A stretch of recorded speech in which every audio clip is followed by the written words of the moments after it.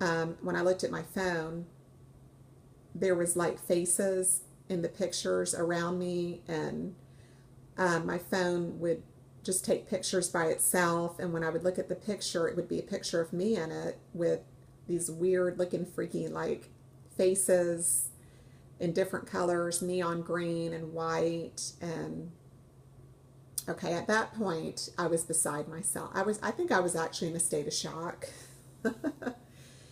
Because here I am, this pretty normal person, very unsaved, very lost, did not want anything more than an acupuncture treatment. And when I went to rehab, all I wanted was some help getting off all that medication I had taken. And I wanted to go back to nursing school and go on with my life. Now I'm in the midst of this bizarre paranormal situation. So like I said, I looked at the phone. There was all these faces around me, kind of above me, suspended above me. They were really creepy looking. They had like impish grins and like dark, hollow looking eyes and no bodies. You could just see their heads.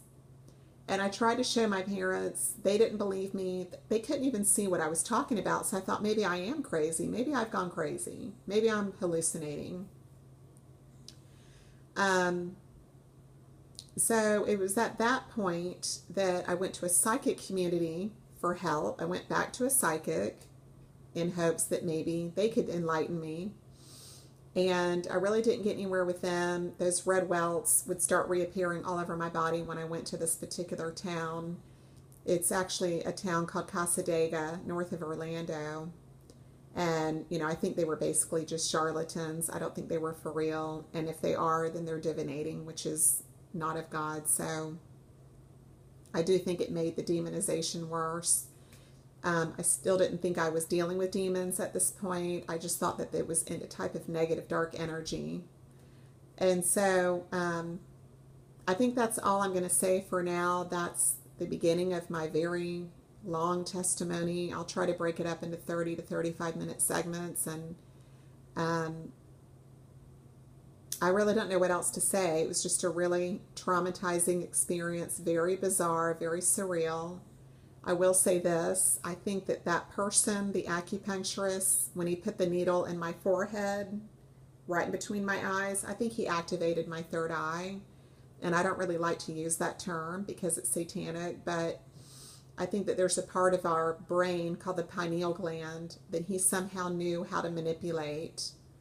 And when you light up that part of the brain through these so-called acupuncture treatment, it's kind of like the same thing as when Adam and Eve sinned in the Garden of Eden. When God said, "Don't eat the fruit of that tree, or you shall surely die," they ate it, and the Bible says that their eyes were opened. And I think that that's what happened to me. I think that this psychic from when I was 25 years old that told me that something bad was going to happen to me was a negative word curse she spoke over me. And I think it had power over me because I believed it, and it did come to pass. And I think it came to pass in the form of this blood sacrifice this person did on me. I think he manipulated my electromagnetic barrier and got into my brain with those needles and moved the energy around in my brain and lit or activated that part of your brain that opens up your third eye. Again, I don't really like that word because it's not even in the Bible, but I liken it to the book of Genesis where God said, "Don't eat from the tree." And they did it anyways, and it says that their eyes were opened. I think that's what happened to me, because when I share with you the next part of my testimony, I'll explain that. But thanks for listening. Bye-bye.